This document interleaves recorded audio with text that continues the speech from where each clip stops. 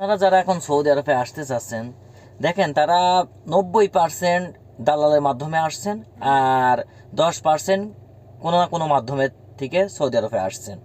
কিন্তু যারা দালালের মাধ্যমে আসছে তারা কিন্তু 95% একই কথা বলছে। দালাল বা যে এজেন্সির মাধ্যমে বা যে কোনো যার মাধ্যমে আসছে না, তারা বলছে যে আপনার নিয়ে যে কোম্পানির বিষয়ে কাজ দেবে। দেখেন ভাই, 95% সত্যি কথা বলছি, তার মধ্যে 1% মিথ্যা কথা হবে না। আবার ধরতে পারেন 100% হচ্ছে। ওরা আপনার নিয়ে এসেই প্রথমে আপনার একটা কোম্পানি দেখাবে, পরে দেবে আপনার সাপ্লাই কোম্পানিটি।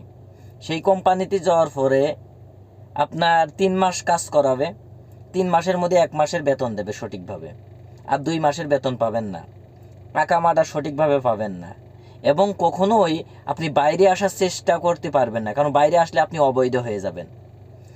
আর তারপরে আবার যে আপনি ওই জায়গাটা থাকবেন, আপনি তো সঠিকভাবে বেতনই পাবেন না, তাহলে কোন ভরসায় থাকবেন?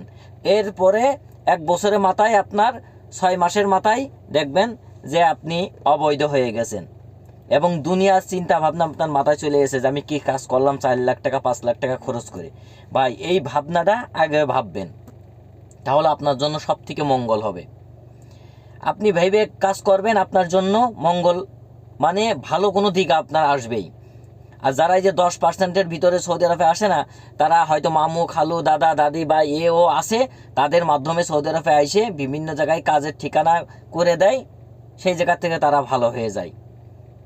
তো আমি এতটুকুই বলি, শেষমেশ একটা কথাই বলি, আপনারা কাজ শিখে সৌদি আরবে আসেন, আপনাদের ঠিকানা এক জায়গায় হবেই। এতটুকুই ভাই, সবাই ভালো থাকবেন। আসসালামু আলাইকুম।